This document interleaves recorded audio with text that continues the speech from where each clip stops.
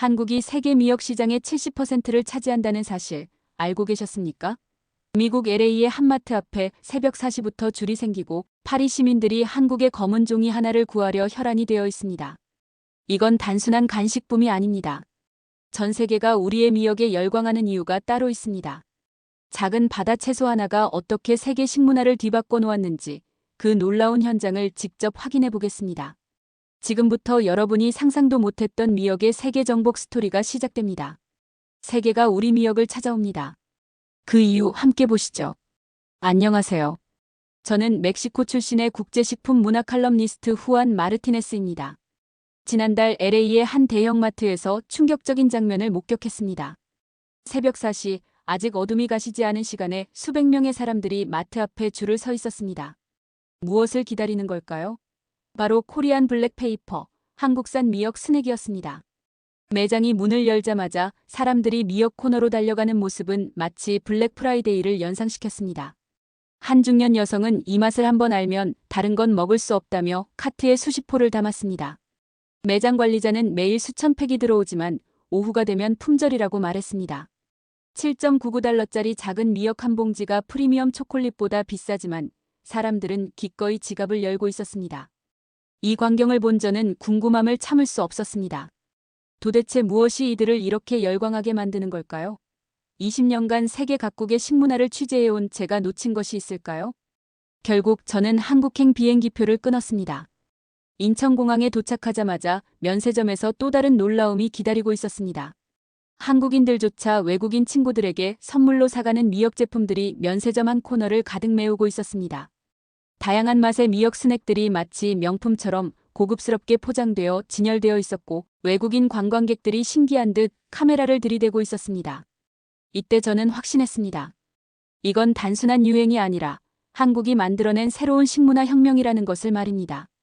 진짜 이야기는 지금부터 시작됩니다. 서울 시내 편의점에 들어서자 저는 또다시 놀랄 수밖에 없었습니다.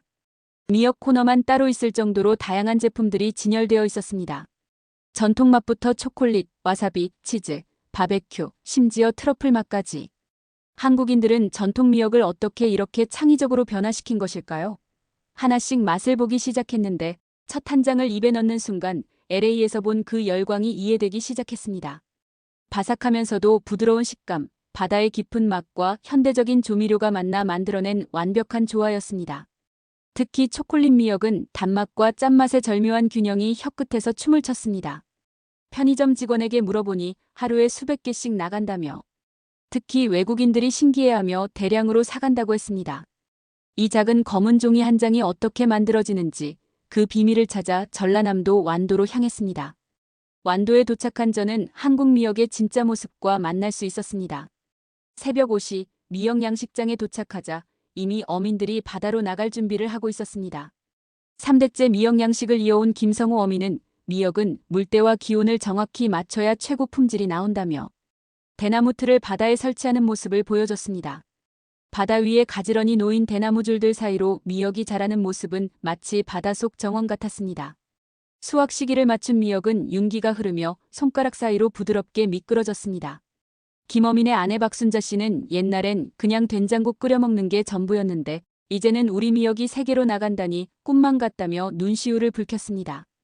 갓 수확한 미역을 바로 맛봐보니 바다의 정수가 그대로 농축된 듯한 깊은 감칠맛이 입안 가득 퍼졌습니다. 이것이 바로 세계를 사로잡은 한국 미역의 시작점이었습니다. 하지만 이 전통 미역이 어떻게 글로벌 상품이 되었는지 그 비밀은 가공 과정에 숨어 있었습니다. 완도에서 서울로 올라와 찾은 미역 가공 공장에서 저는 한국 식품 산업의 놀라운 기술력을 목격했습니다. 전통 방식으로 건조된 미역이 최첨단 설비를 통해 얇고 바삭한 스낵으로 변화하는 과정은 마치 마법 같았습니다. 공장장 이철수 씨는 세계 각국의 입맛에 맞춰 염도와 조미료를 조절한다며 미국용, 유럽용, 동남아시아용이 모두 다르다고 설명했습니다. 품질관리실에서는 영양성분 분석이 한창이었습니다. 연구원은 미역에는 요오드, 칼슘, 비타민이 풍부해 서구인들의 영양 부족을 보완해준다며 특히 다이어트 식품으로 인기가 높다고 말했습니다. 연간 수출액만 3천억 원을 넘어선다는 통계를 보며 저는 감탄할 수밖에 없었습니다. 완도의 작은 어촌 마을에서 시작된 미역이 이제는 지역 경제의 핵심 동력이 되었고 수천 명의 일자리를 만들어내고 있었습니다.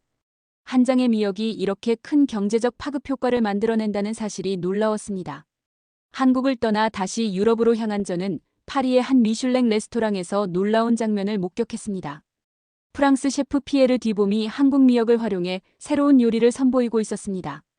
미역의 감칠맛이 프랑스 요리에 신선한 변화를 가져다 준다며 굴 요리에 미역가루를 뿌리는 모습을 보여줬습니다. 런던에서 실시한 블라인드 테스트에서는 10개국 해조류 스낵 중 한국 제품이 1위를 차지했습니다. 테스터들은 이런 맛은 처음이라며 중독성이 있다고 입을 모았습니다. 뉴욕의 한 유명 푸드 크리틱은 자신의 블로그에 한국 미역은 단순한 간식이 아니라 새로운 식문화의 시작이라고 평가했습니다. 더 놀라운 건 이런 해외 반응이 다시 한국으로 역수입되어 한국인들도 자국 미역의 가치를 새롭게 인식하게 되었다는 점입니다. 세계가 먼저 알아본 한국의 보물을 한국인들이 재발견하는 아이러니한 상황이 벌어진 것입니다. 이제 미역은 더 이상 할머니의 된장국 재료가 아니라 K푸드의 대표주자가 되었습니다. 이 모든 취재를 마치고 한국을 떠나며 저는 깊은 감동을 받았습니다. 바다에서 나는 작은 해조류 하나가 어떻게 전 세계인의 식탁을 바꿀 수 있는지 직접 보았기 때문입니다.